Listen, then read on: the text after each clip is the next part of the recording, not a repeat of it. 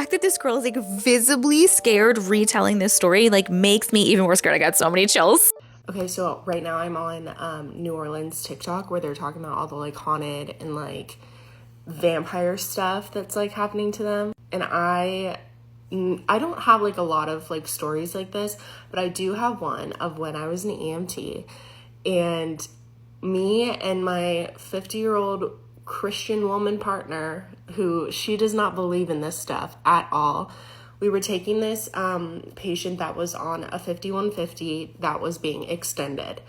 And so we took her to like a longer stay home, which I've never seen like a home like this in LA before. But it was basically like this wood house in Atwater Village. And the moment you pull up, it just looks like this wooden Victorian situation, like something you would see in a movie. Like if you've ever seen that movie Monster House as a kid, like that's what it looked like. And the vibes were just like not right as soon as you got out. But I was like, whatever. We get out and this poor woman, she was just not doing well. I don't think I'm allowed to tell you what was wrong with her. Anyways, we get out and she's like, please don't leave me here. Like I can see things, and like she's like sobbing to me. She's like, please don't leave me here. But like, I have to, like as much as I don't want to leave you here because it is fucking haunted, you can tell. What am I supposed to do? I'd be kidnapping you. Anyways, we get inside.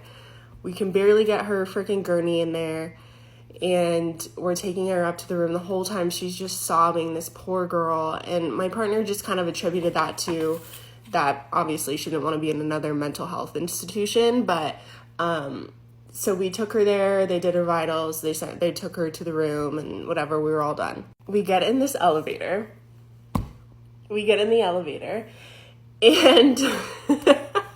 I'm like nervous laughing just thinking about it. We like condense our little gurney and we close the elevator and it says 3, 2, 1, and those are the only buttons.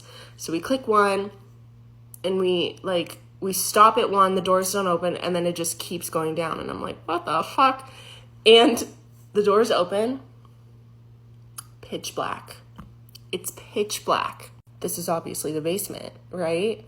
It's pitch black, and you can't really hear anything except like this growling, and not like that, but like growling of like a machine or something. And it's just like really eerie, and the vibes, the energy was just sucked out. Like it's like negative energy. I'm pushing the button and she's looking at me like, Hannah, please push the button. And I was like, I'm trying, like, and I'm pushing 1, I'm pushing 2, I'm pushing everything just so we could go up. And I'm not even shitting you when I say this. I say this with my whole heart. This is the scariest thing that's ever happened to me. We hear footsteps, slow footsteps, like a heeled man's shoe walking from the back of the room to the front of the room, but it's pitch black. You can't see anything. Slow footsteps. And she looks at me and I was like, and we're both pushing buttons. We're pushing the emergency button. We're trying to manually close it because something was wrong. They are about to like come in the elevator light. The footsteps are about to come in the elevator light, and finally it closes. We go back up to 1, and she is like pooping her pants. I am like shaken to the core, and we look at the security guard and I'm like, there is something wrong with your elevator. It took us to the basement. He said, we don't have a basement here, ma'am. We get back in the ambulance. We just had to sit there. We couldn't even clean the gurney for a minute. Like, we had to sit there.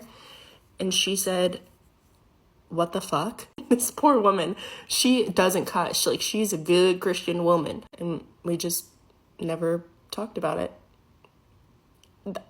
Even talking about it is giving me, like, goosebumps. Because